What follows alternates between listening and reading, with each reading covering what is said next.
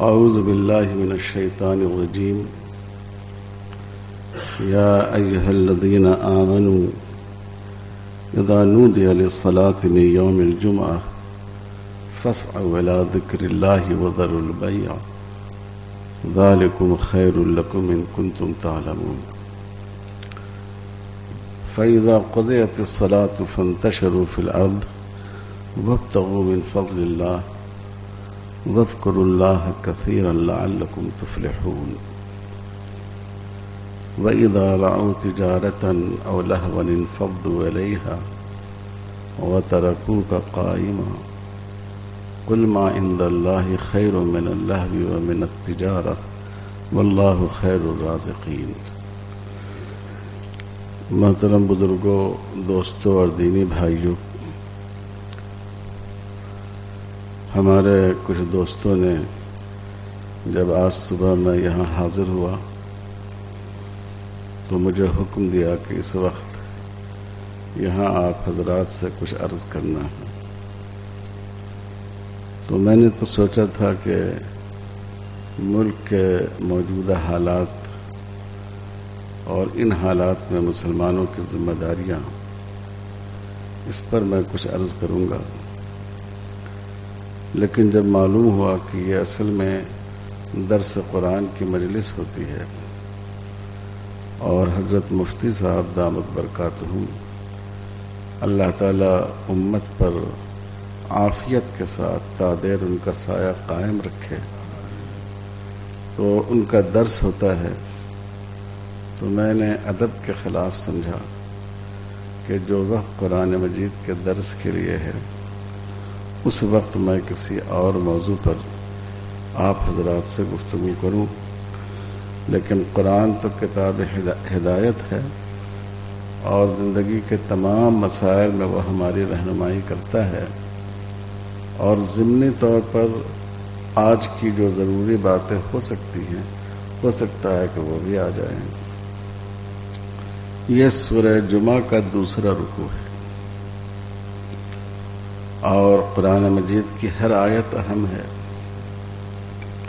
لیکن اسلام کا جو نظام معیشت ہے، اسلام کی جو کاروباری تعلیمات ہیں، اسلام کسب معاش کو جس نظر سے دیکھتا ہے اور دین اور دنیا کے درمیان جس طرح بیلنس پیدا کرتا ہے، شاید اس کو سب سے واضح طور پر سورہ جمعہ کے اس دوسرے رکوع میں بیان فرمایا گیا ہے.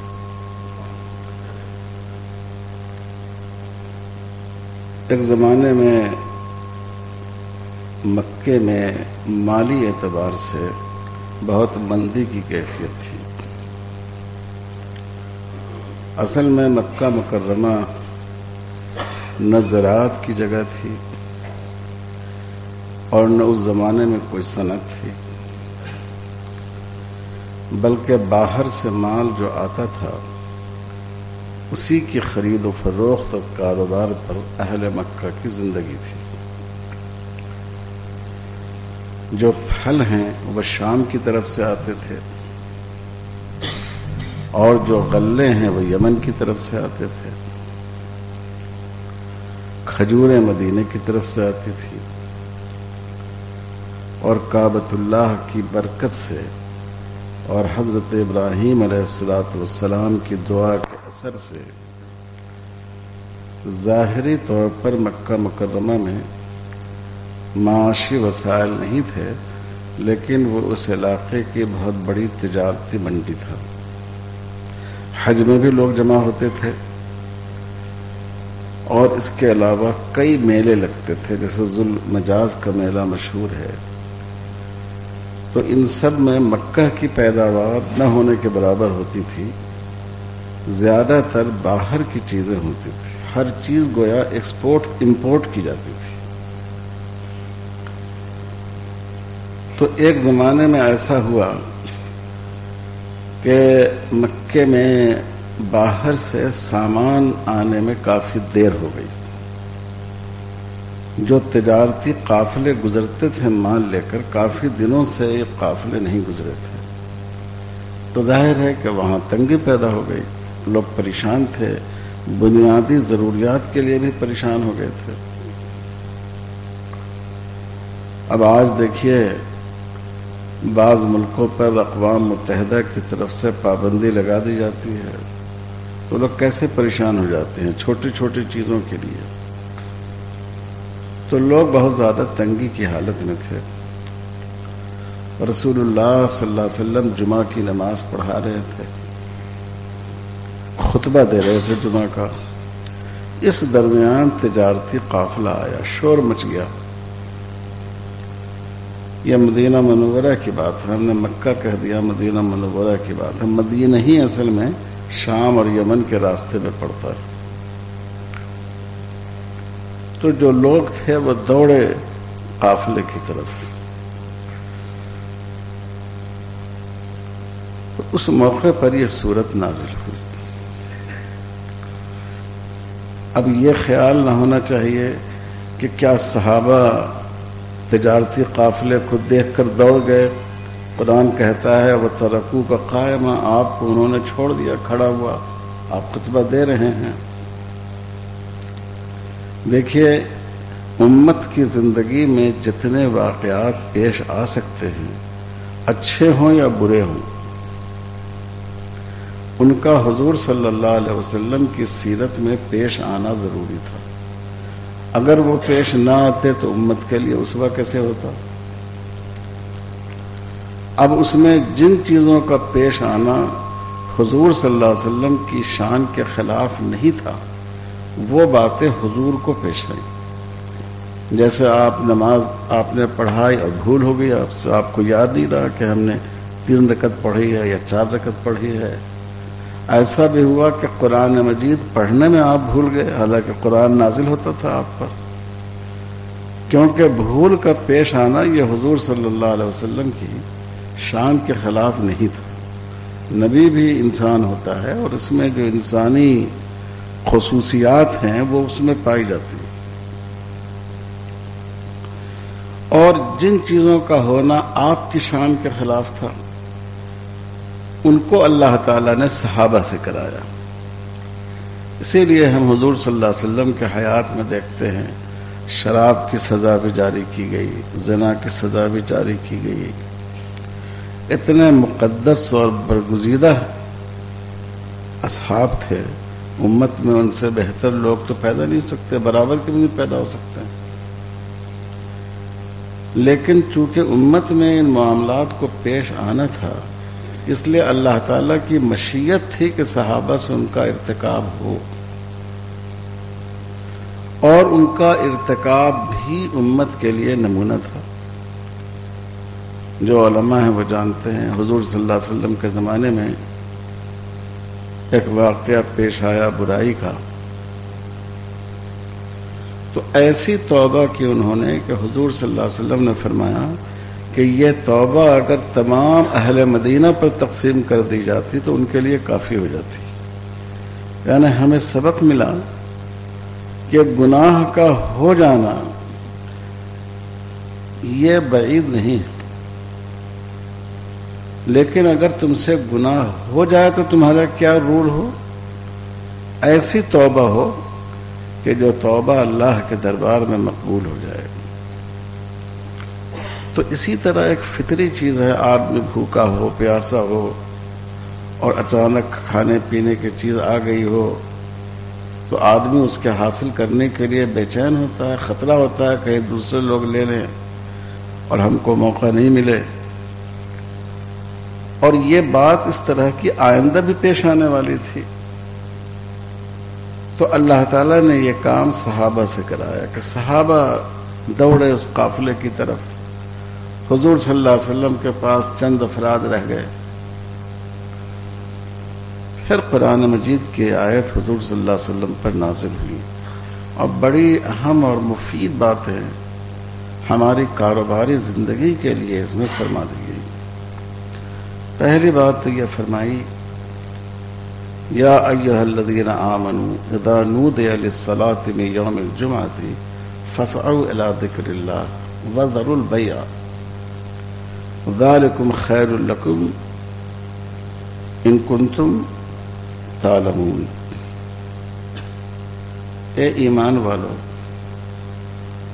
تم تجارت میں مشغول ہو، کاروبار کے شباب کا وقت ہے، گاہک پہ گاہک چلے آ رہے ہیں، ایسا موقع ہے جب خریداری بہت زیادہ ہوتی ہے، عید قریب ہے یا بعض برادران وطن کا تہوار قریب ہے، اب اس وقت اذان ہوئی، اب طبیعت چاہتی ہے کہ ذرا ایک گھنٹہ اور بیٹھ کر جو لوگ ہیں، جو گاہک ہیں، ان کو نمٹا لے، جو آیا ہوا گاہک ہاتھ سے چلا نہ جائے، پھر جائیں گے نماز کے لیے۔ تو اللہ تعالیٰ نے فرمایا کہ نہیں، ہم نے تم کو دنیا کمانے کی اجازت دی ہے، لیکن ضروری ہے کہ تم دین کو دنیا پر غالب رکھو۔ اگر تم نے دین کو غالب رکھا دنیا پر تو تمہارا یہ کمانا بھی جائز، اور ہو سکتا ہے کہ یہ کمانا بھی تمہارے لیے عبادت بن جائے، تم اس سے خیر کا کام کرو، لوگوں کے حقوق ادا کرو۔ اور اگر تم پر دنیا غالب آ گئی، دین کو تم نے پیچھے ڈال دیا، تو پھر تم نے دین کے ساتھ ناانصافی کی۔ یہ بڑی اہم بات ہے، اور اسلام میں جو توازن ہے، جو بیلنس ہے، اس کو ظاہر کرتی ہے۔ دیکھیے، دنیا کے بہت سے مذاہب وہ ہیں کہ جس میں ان کے مذہب کے مطابق جو مقدس لوگ ہوتے تھے ان کو کمانے کی اجازت نہیں تھی۔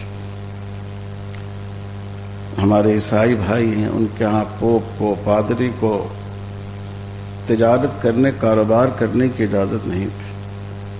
ہمارے بدھسٹ بھائی ہیں، ان کے ہاں اب تک جو ان کے بھکشو ہوتے ہیں، ان کے جو عبادت گزار اور مرتاض لوگ ہوتے ہیں، وہ لوگوں کی بھیک پر، نظر و نیاز پر زندگی گزارتے ہیں۔ ہمارے برادران وطن، آپ نے کبھی نہیں سنا ہوگا کہ اس مندر کے پجاری فلاں جگہ دکان کر رہے ہیں، فلاں مٹھ کے جو شنکر آچاریہ ہیں یا آچاریہ ہیں وہ یہ کاروبار کر رہے ہیں۔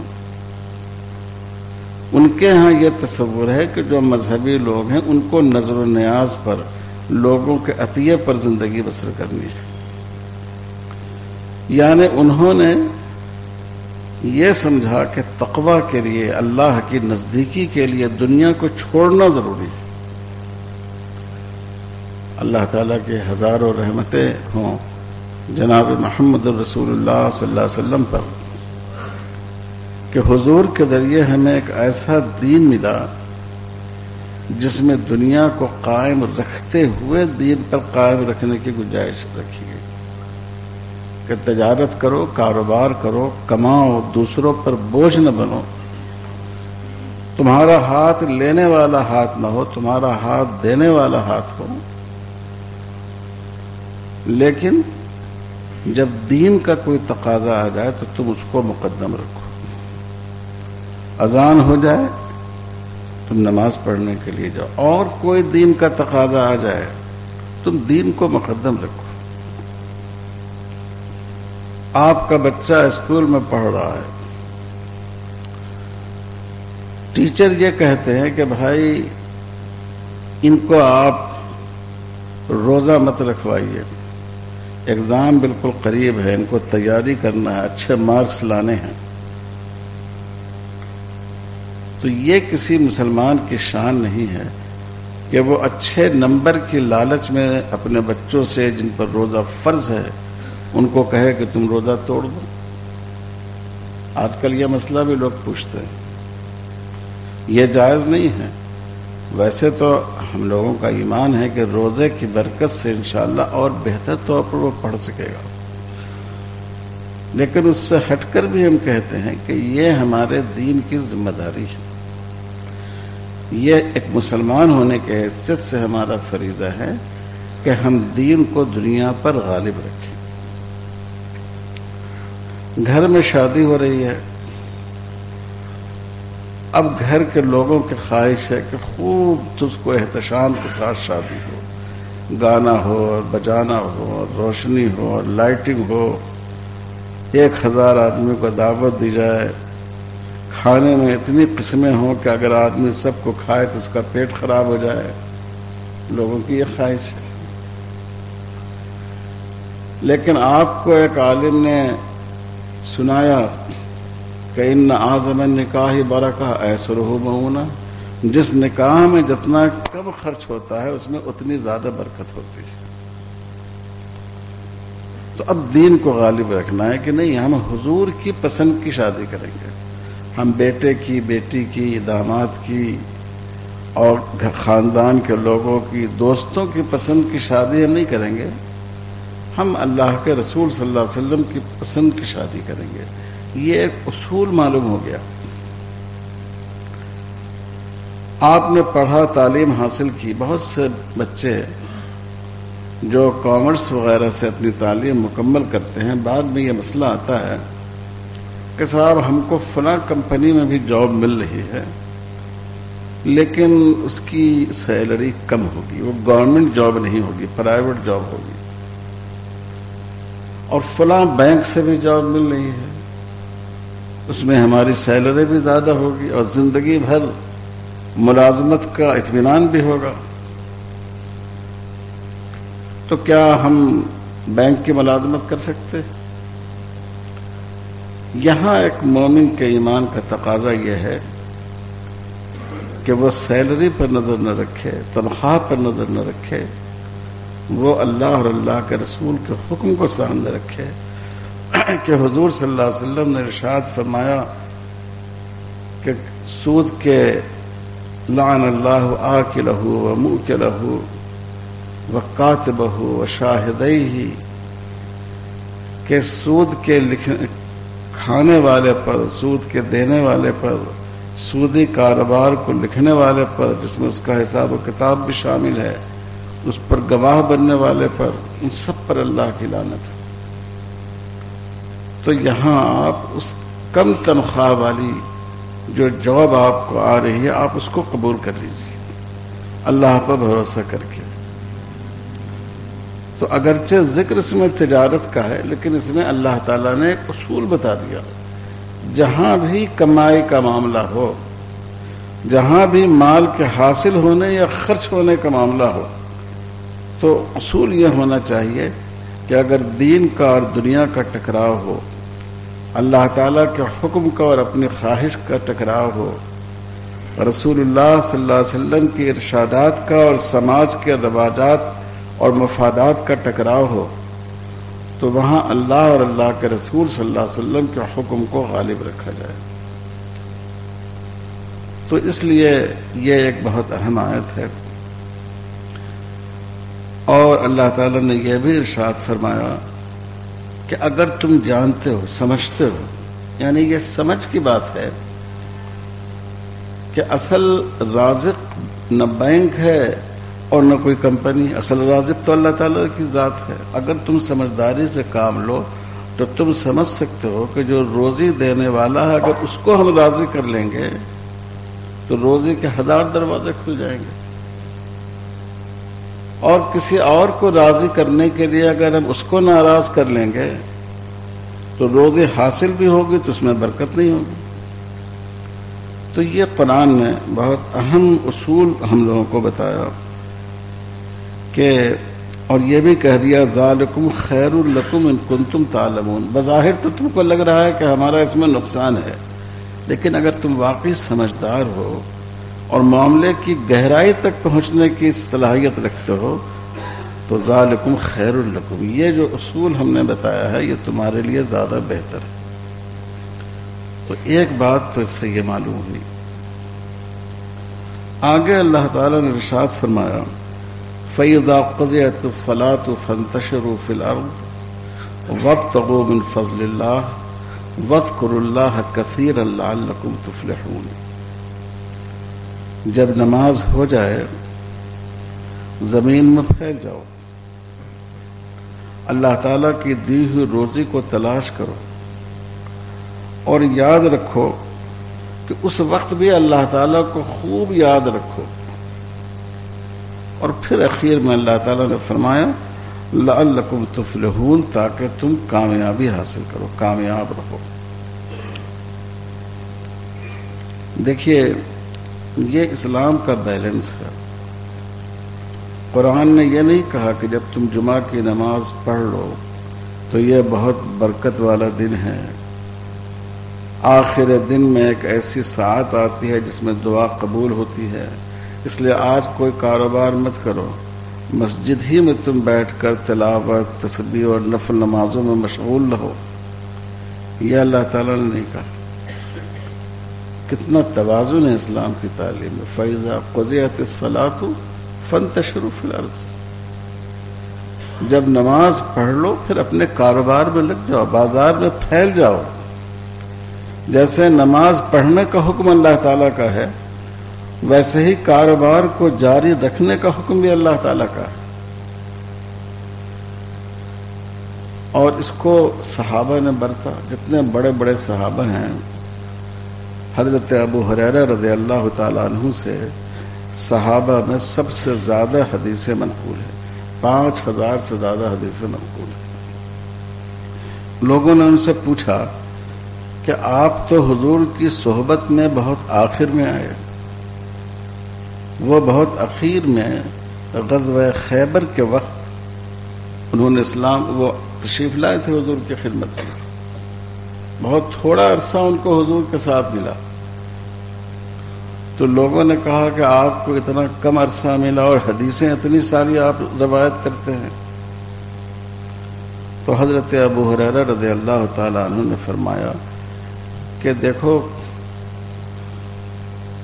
جو مہاجرین تھے وہ مارکیٹ میں چلے جاتے تھے، تجارت میں، کاروبار میں لگ جاتے تھے، اور جو انصار صحابہ تھے مدینے کے رہنے والے وہ اپنے کھیتوں میں چلے جاتے تھے، وہ زراعت کرتے تھے.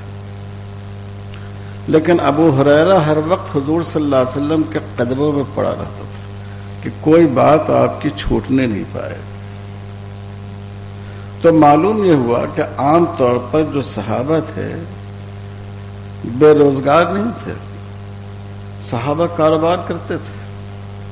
جن کو اندر تجارت کی صلاحیت تھی وہ تجارت کرتے تھے. مکہ میں چونکہ زراعت نہیں تھی تو وہاں جو صحابہ تھے جو ہجرت کر کے مدینے گئے ان کو زراعت کا تجربہ نہیں تھا، ایگریکلچر کا تجربہ ان کو نہیں تھا.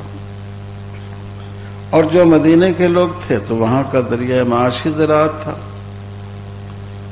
تو جس کی جو صلاحیت تھی اس کے مطابق وہ کسب معاش کیا کرتا تھا.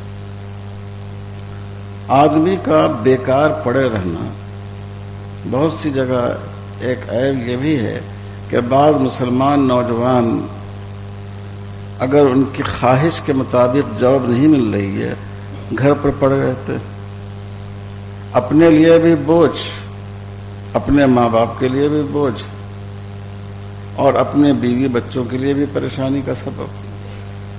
اسلام اس کو پسند نہیں کرتا ہے.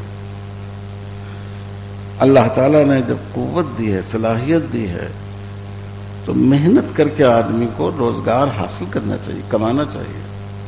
حضرت عمر رضی اللہ تعالیٰ عنہ نے ایک نوجوان کو دیکھا کہ ایسے ہی بے روزگار ادھر ادھر کرتا رہتا ہے.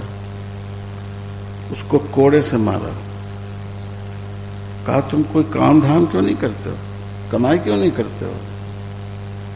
وہ صاحب کہنے لگے کہ میں اللہ پر توکل کرتا ہوں. یہ بھی ایک بہانہ ہوتا ہے لوگوں کا. تو حضرت عمر نے ان کو کوڑے لگائے.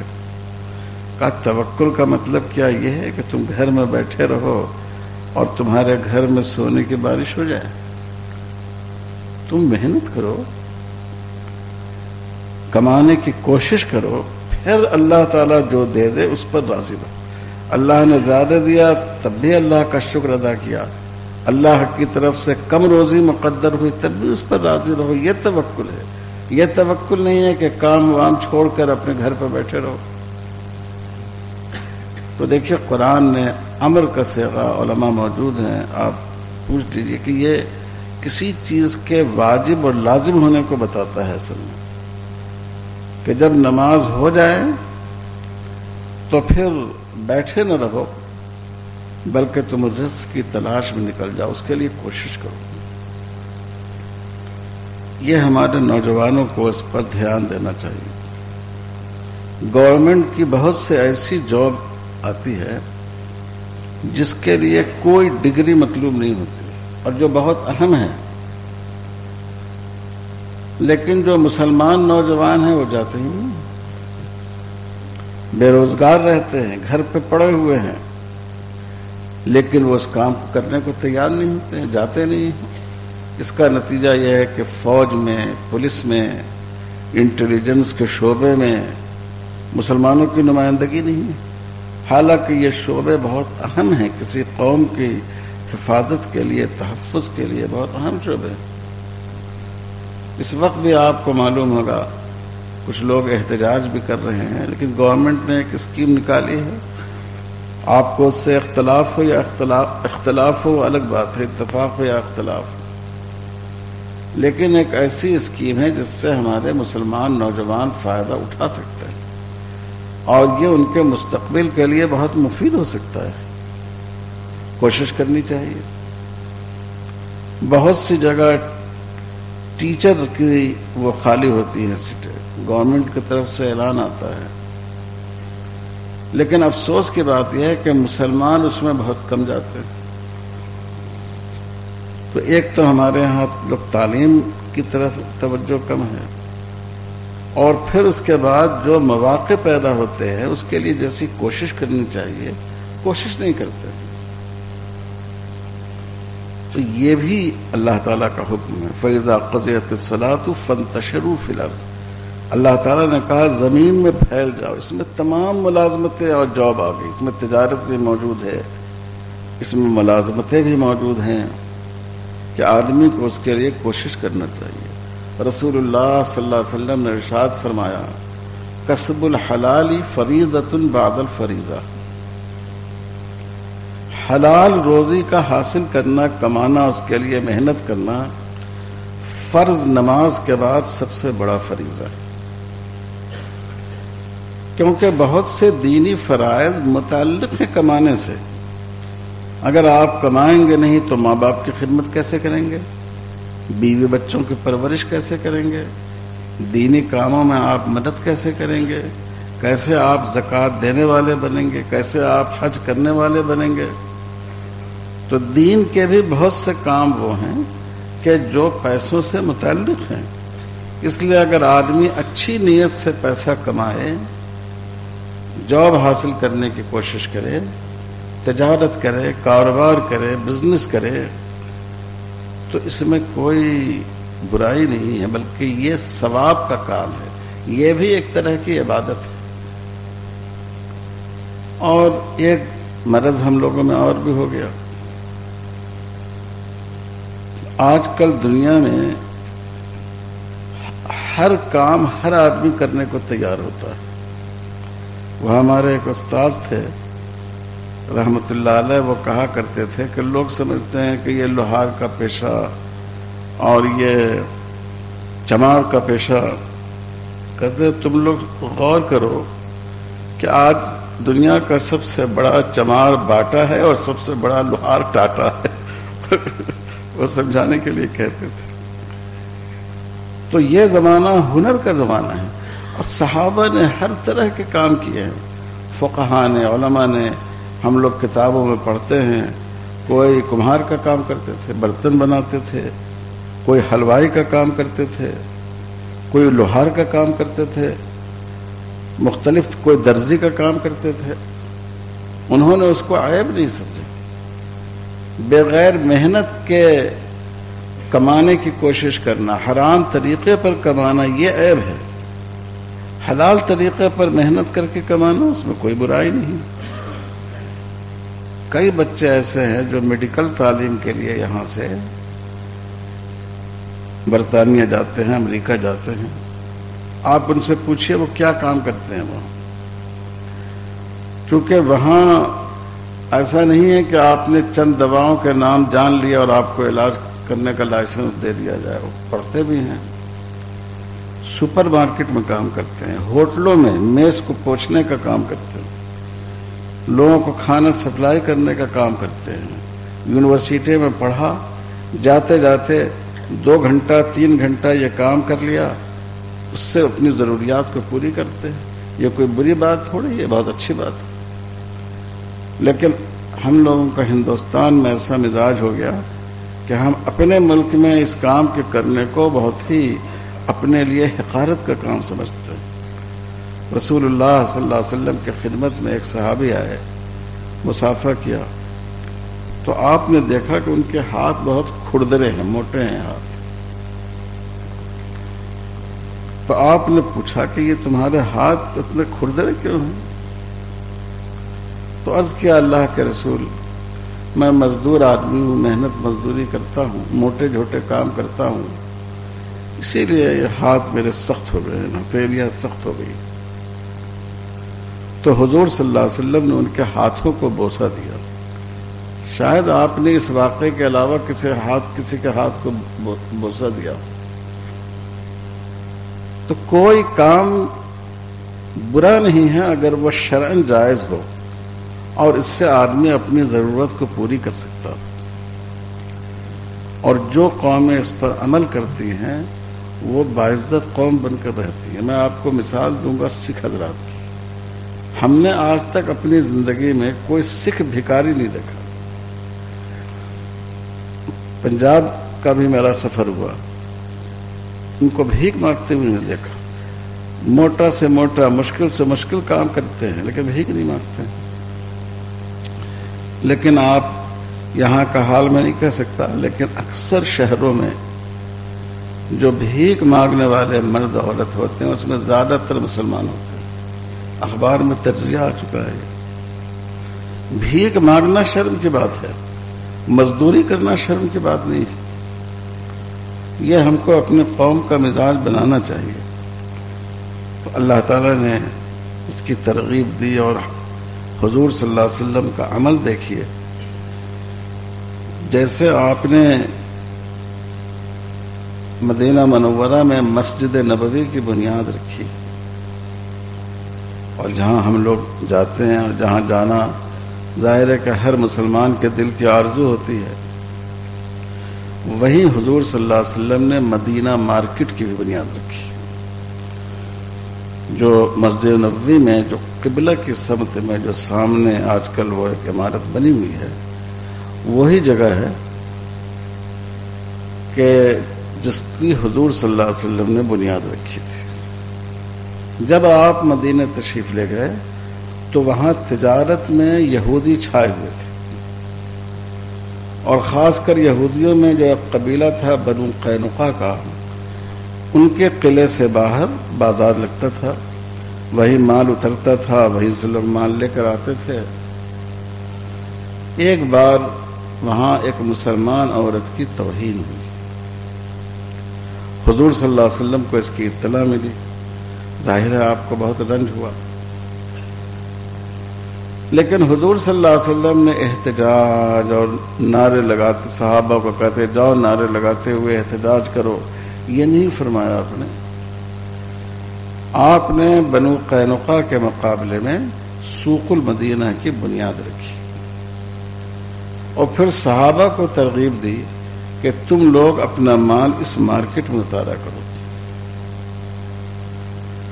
اور صرف اتنا ہی نہیں کیا بلکہ آپ نے بعض صحابہ کو مقرر کیا کہ وہ مارکیٹ کا جائزہ بھی لیتے رہیں، لوگ صحیح مال لاتے یا نہیں لاتے ہیں، بھیگا ہوا غلہ تو لا کر نہیں رکھ دیتے ہیں، خراب قسم کی کھجوروں کو اچھی بتا کر تو نہیں بیچتے ہیں۔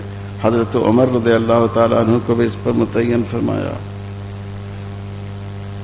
اور اس سے پھر مدینے میں مسلمانوں کی تجارت کو فروغ ہوا۔ تو دیکھیے ہمارا جو دین ہے کتنا زیادہ عملی دین ہے، پریکٹیکل دین ہے۔ انسانی زندگی کی جتنی ضرورتیں ہو سکتی ہیں ان تمام کو جائز حدود میں حضور صلی اللہ علیہ وسلم نے پوری کرنے کا راستہ بتایا۔ تو اللہ تعالیٰ نے فرمایا فَإِذَا قُضِيَتِ الصَّلَاةُ فَانتَشِرُوا فِي الْأَرْضِ، جب نماز ہو جائے تو روزی کے لیے زمین میں پھیل جاؤ۔ اور اسی میں اس بات کا بھی اشارہ ہو گیا کہ اگر تم کو اپنے مقام پر روزی نہیں ملے، کہیں اور سفر کرنا پڑے تو وہ بھی کرو۔ ماشاءاللہ گجرات میں تو یہ بڑا اچھا ماحول ہے کہ گجرات کے مسلمان پوری دنیا میں تجارت و کاروبار میں ہیں. میں حیدرآباد میں رہتا ہوں، وہاں بھی اس کا مزاج ہے. لیکن بہت سی جگہ ایسا مزاج ہوتا ہے کہ اگر ہمارے شہر میں ہم کو مل گیا کوئی موقع تبھی ہم کام کریں گے، دوسری جگہ نہیں کام کریں گے. تو نہیں، اللہ تعالیٰ نے کہا فانتشروا فی الارض، یہ بھی نہیں کہا فانتشروا فی المدینہ. زمین میں پھیل جاؤ، جہاں تم کو روزی ملے اللہ کی روزی کو تلاش کرو. اور کتنا پیارا لفظ قرآن نے آگے کہا وابتغوا من فضل اللہ، اللہ کا فضل تلاش کرو.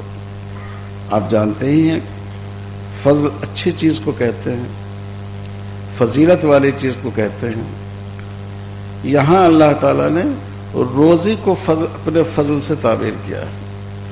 کمانا اور روزی حاصل کرنا یہ کوئی خراب بات نہیں، یہ اللہ تعالیٰ کے فضل کو حاصل کرنا ہے. اتنا اچھا لفظ میں سمجھتا ہوں کسی مذہب میں کمانے کے لیے، کسب معاش کے لیے، روزی حاصل کرنے کے لیے استعمال نہیں کیا گیا ہوگا. آگے جو اللہ تعالیٰ نے فرمایا وہ بھی بڑی اہم بات ہے. وَاذْكُرُوا اللَّهَ كَثِيرًا لَعَلَّكُمْ تُفْلِحُونَ، اور اللہ کا خوب ذکر کرے، اللہ تعالیٰ کو خوب یاد کرو تاکہ تم کامیابی حاصل کرو. قرآن میں نماز کو بھی ذکر سے تعبیر کیا گیا ہے. اقم الصلاۃ لذکری، نماز قائم کرو میرے ذکر کے لیے. لیکن وہاں صرف ذکر کا حکم ہے، اور جب تجارت میں جاؤ تو ذکر کثیر کا حکم دیا گیا، ڈھیر سارا ذکر. وَاذْكُرُوا اللَّهَ كَثِيرًا، خوب اللہ تعالیٰ کا ذکر کرو.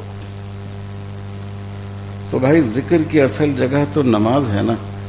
اللہ اکبر سے ہم لوگ نماز شروع کرتے ہیں اور سلام پر نماز مکمل ہوتی ہے. نماز کا ہر جز اللہ تعالیٰ کے ذکر سے معمور ہے، بھرا ہوا ہے. لیکن نماز کے بارے میں اللہ تعالیٰ نے نہیں فرمایا.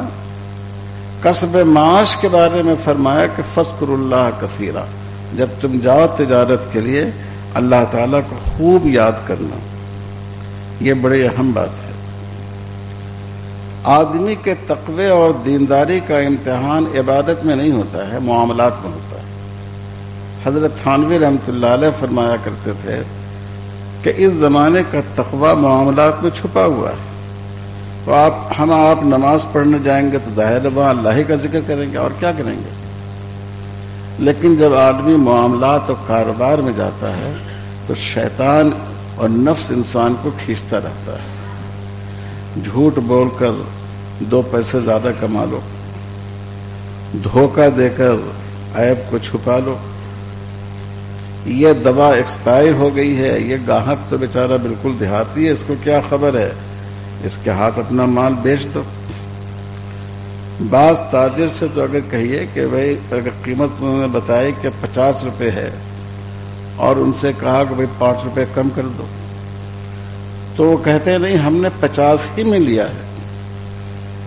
تو میں نے ایک صاحب کو کہا کہ پھر تم دکان کھول کر کیوں بیٹھے، جو تم نے لیا ہے اتنی ہی میں بیچنا ہے، تو اتنی ساری مصیبت کیوں برداشت کر رہے ہو.